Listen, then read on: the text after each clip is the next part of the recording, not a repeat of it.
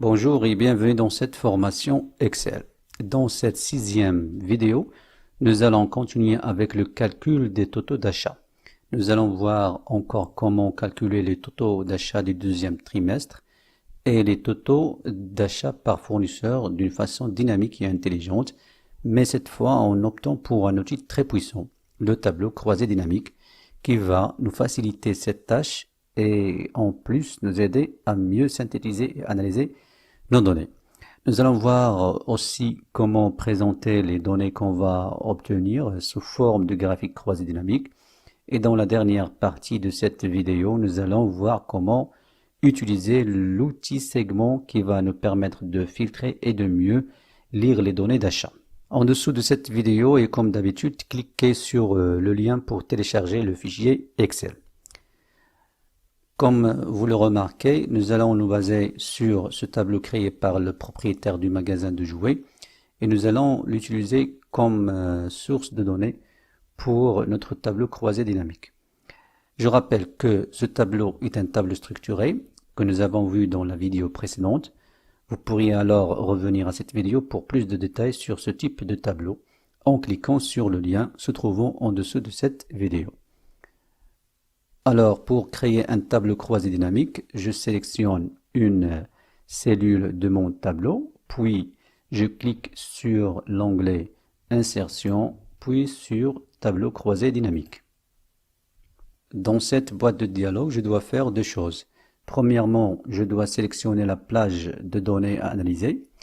Excel a déjà effectué cette tâche ultra rapidement en insérant le nom de mon tableau structuré et en sélectionnant les données concernées automatiquement. Deuxièmement, je dois préciser où sera placé mon tableau croisé dynamique une fois créé. Je laisse donc le choix par défaut nouvelle feuille de calcul. Je clique sur OK pour valider. Excel crée donc une nouvelle feuille. Dans cette feuille, vous avez ici la zone réservée au tableau croisé dynamique et dans la partie de droite, le volet champ de table croisée dynamique qui contient les noms des entêtes des colonnes du tableau source de données. Le premier travail que je souhaite faire avec ce tableau croisé dynamique, c'est d'afficher les totaux des achats du deuxième trimestre. Je commence par activer la case du champ jouets. Vous remarquez que les noms des jouets s'affichent directement dans mon tableau. Je peux aussi procéder d'une autre façon. Je clique et je fais glisser le nom du champ dans la zone ligne. J'obtiens alors les noms des jouets. Pour ajouter les noms des mois, je fais glisser le champ date dans la zone colonne. Sans doute, vous avez remarqué qu'Excel crée automatiquement un nouveau champ mois.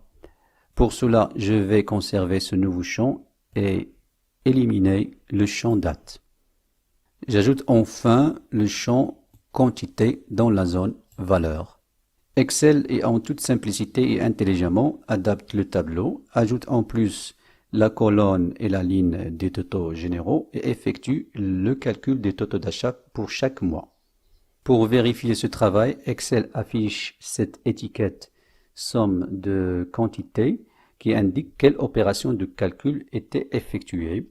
En plus de ça, si je sélectionne une des cellules des quantités calculées et sous l'onglet Analyse du tableau croisé dynamique, je clique sur Paramètres du champ actif et à travers cette boîte de dialogue, Excel met en évidence le nom de la fonction utilisée. Le nom de la source me permet de plus de savoir le nom de la colonne depuis laquelle les données sont extraites et calculées. Si je veux maintenant afficher les totaux des achats par fournisseur, je supprime le champ mois et j'ajoute le champ fournisseur dans la zone colonne. Vous remarquez alors que les données du tableau croisé dynamique sont mises à jour et facilement et très rapidement. Parmi les options très intéressantes fournies par le tableau croisé dynamique, l'option filtre qui permet de mieux lire les données sources. Par exemple, et supposons que je souhaite afficher les données d'achat correspondant à un fournisseur précis pendant ce deuxième trimestre, Je place alors le champ fournisseur dans la zone filtre, puis je rajoute le champ mois dans la zone colonne. Le champ fournisseur est placé en dessus de mon tableau croisé dynamique avec une liste qui contient les noms des fournisseurs. Pour afficher donc les totaux d'achat correspondant à un fournisseur souhaité, il suffit de sélectionner son nom à partir de cette liste, comme ceci. Fournisseur A, OK. Et mon tableau croisé dynamique affiche les données correspondant à ce fournisseur. Par exemple, je peux choisir un autre fournisseur. Fournisseur C.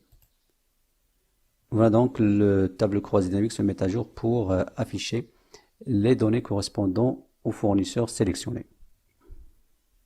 Pour annuler cette opération de filtrage, je clique sur tout et sur OK. Après la création du tableau croisé dynamique, voyons maintenant comment présenter ces données obtenues sous forme d'un graphique croisé dynamique. D'après cette appellation, le graphique croisé dynamique est un graphique lié au tableau croisé dynamique. En effet, chaque modification effectuée dans ce dernier sera répercutée sur le graphique croisé dynamique.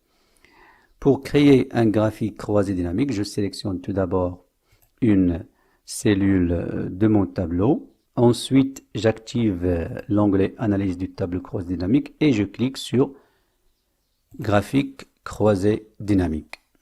Je choisis le graphique souhaité, puis je clique sur OK.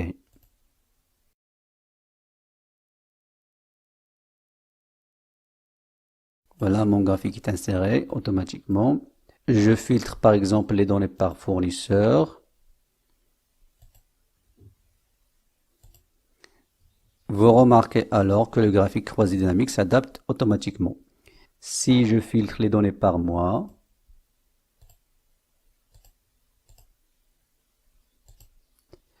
la même chose se produira. Je peux également filtrer mes données à partir de ce graphique croisé dynamique à l'aide de ces boutons. J'annule par exemple le filtrage des fournisseurs, puis celui des mois. L'effet se reproduit instantanément sur mon tableau croisé dynamique. Restons sur ce point de filtrage et passons maintenant à l'outil segment qui fournit lui aussi la même fonctionnalité. Sous l'onglet Analyse du graphique croisé dynamique, je clique sur Insérer un segment. Puis je sélectionne les champs désirés, par exemple fournisseur, jouet et mois. OK. À partir de chaque segment, je peux filtrer les données de mon tableau croisé dynamique facilement et très rapidement. Si je clique sur fournisseur A, remarquez que mon tableau croisé dynamique affiche les données correspondant à ce fournisseur et en même temps, mon graphique croisé dynamique s'adapte automatiquement à ce filtrage. Je refais la même opération avec les mois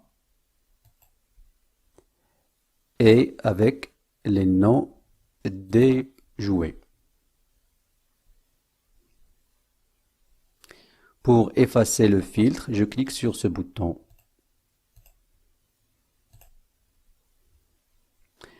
Et voilà, c'est avec les segments que nous arrivons à la fin de cette vidéo. J'espère qu'elle vous a été très utile. Je vous remercie pour votre attention et au revoir.